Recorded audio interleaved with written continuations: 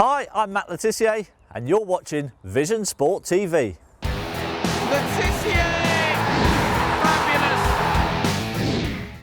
Hi, welcome to Vision Sport. I'm John Gubba and today's topic, respect. Respect to Liverpool fans for leading the campaign against increasing ticket prices.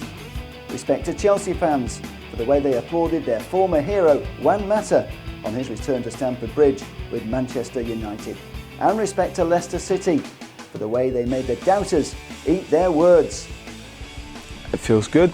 Being top of the league is something we've tried before. The big difference is the attention. For us, it's just a case of keep doing what we're doing. I'd also like to highlight the lack of respect these past few weeks for Chelsea's former England skipper John Terry and United boss Louis Van Gaal. More about that later, but first, let's hear some more from Kasper Schmeichel. When the Foxes beat Liverpool and Manchester City in the space of 5 days, the team that started the season as 5,000 to 1 outsiders were finally being taken seriously in the race for the title. We've got a good, steady core of players who've played together for a good 3-4 years now.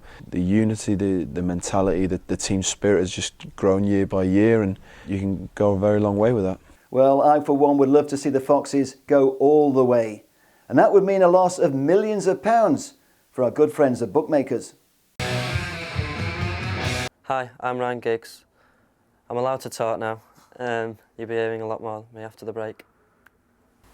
Meantime, how refreshing to see Liverpool supporters being taken seriously. That symbolic Anfield walkout after 77 minutes of the Sunderland match has been listened to by the board. Liverpool have announced a massive U-turn on ticket prices. Their top price of £59 for a seat has been frozen for the next 2 seasons. Your bomb's in here. What a goal! What a goal! As the Premier League ushers in a massive new TV deal next season, surely it's impossible for any top-flight club to justify raising ticket prices. Sometimes football fans don't get enough credit, and it's well worth mentioning those Chelsea supporters who gave their former 2 times Player of the Year Juan Mata a great send-off when he left the field at Stamford Bridge at the end of their 1-1 draw with Manchester United. In today's world, where the media loves to promote confrontation, this was a genuinely warm response from football fans. Respect all round. Chelsea Football Club, on the other hand, have shown a lack of respect by failing to offer John Terry a new deal. I suspect one may be coming before the end of the season, but the Blues made a similar mistake a year or 2 ago, you'll remember, with Frank Lampard. So, Chelsea fans, don't bank on it. 20 years ago, Lampard was also disrespected by one infamous West Ham fan. I'd like to ask Gary if he thinks like the publicity he's given young Frank there warrants it. Because personally, I don't think he's quite good enough yet. Frank's then manager Harry Redknapp accused of nepotism.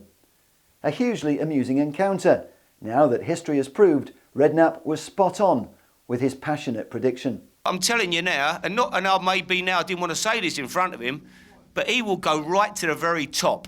Right to the very top. Well, there you are. You heard it here first. There are some players who demand respect from their clubs because their loyalty and outstanding service is unquestioned.